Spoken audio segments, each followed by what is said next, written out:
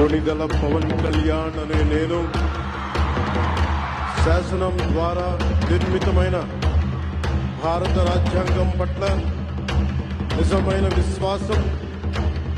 విధేయత చూపుతానని, భారతదేశ సార్వభౌమాధికారాన్ని, సమగ్రతని కాపాడుతానని ఆంధ్రప్రదేశ్ రాష్ట్ర మంత్రిగా నా కర్తవ్యాలను శ్రద్ధతో, అంతఃకరణ శుద్ధితో నిర్వహిస్తానని, భయం గాని,